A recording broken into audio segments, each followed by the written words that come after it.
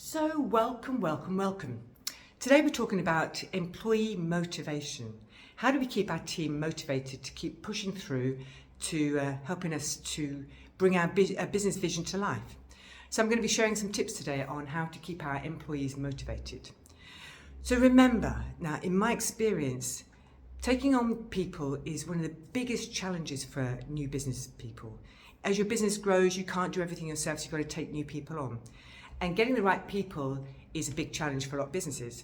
But assuming that you've got the right people, you've recruited the right people for the right job, how do you then keep them motivated, happy, so that you retain your team and you keep on growing? So we want our people to be highly motivated. We want them to have confidence, high self-esteem, because the opposite of that, low self-esteem and demotivated, is something that just can spread through a business and create a toxic culture. When people have low self-esteem, they're not able to deal with daily challenges very well, very effectively. They'll bring a bad attitude into your business. They'll have whinging, kind of moaning kind of temperament. We don't want that. We want people to have high self-esteem and confidence. And the easiest way to do that is to keep them motivated by celebrating them, by acknowledging them. So I'm going to share some tips right now on how to do this. The first thing is, though, the biggest thing that we can do as business leaders is, first of all, to be kind to ourselves, to make sure we are confident and we have high self-esteem. I'm not talking about a self-inflated ego, but a healthy esteem. We're confident in our business, in our product or the service that we deliver. We're confident in that. And so when we set a role by example, when we have confidence and high self-esteem, we spread the example to people in our team. So morale filters from the top down, not from the bottom up. So our job is to filter high morale down from the top to our people. We want to treat everybody in a way that leaves them empowered whenever we have an interaction with them. We want them to feel good about themselves, to pump them up and make them feel good. Now, obviously things can go wrong sometimes and we'll deal with that. But number one is to make sure that your employees are bought into the value of your business. What do you stand for as a business? This is number one thing that a lot of people miss out when they're setting out their business. What is the culture that you want? If you don't define it up front, then it will just define itself for you, and it might not be the culture that you want. So be clear about the values that you want in your business, that you expect your employees to share with you. And it's not just a tick box exercise. This is about demonstrating through your behaviours that you understand what these values are. So what are the values?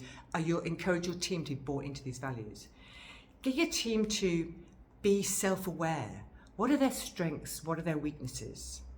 Are there areas that they need to focus on, to improve on? Or are there areas of your business that they need to avoid because that's a weakness they're never going to overcome? So be aware of the strengths and weaknesses. Setting clear, attainable goals. So you'll have your business goals, of course, and you might have your personal ones, but each team member has to have their goals too. And when they achieve those goals, we need to celebrate it.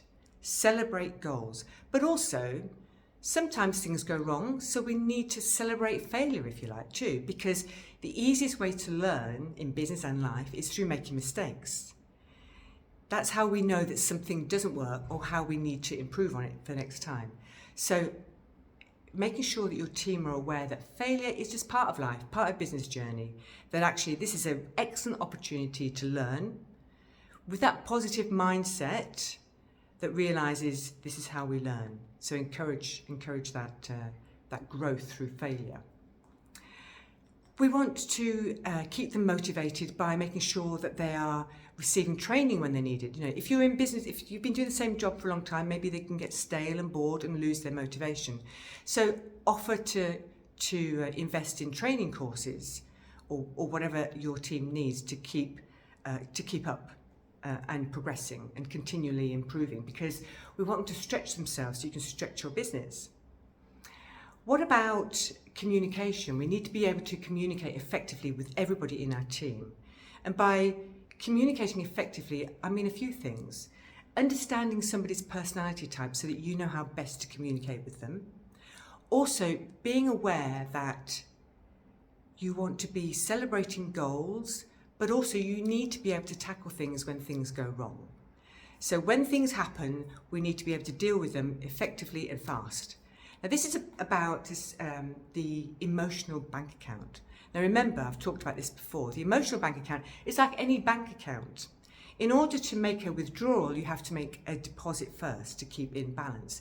And the same with your relationships with your people. We need to keep a balanced emotional bank account.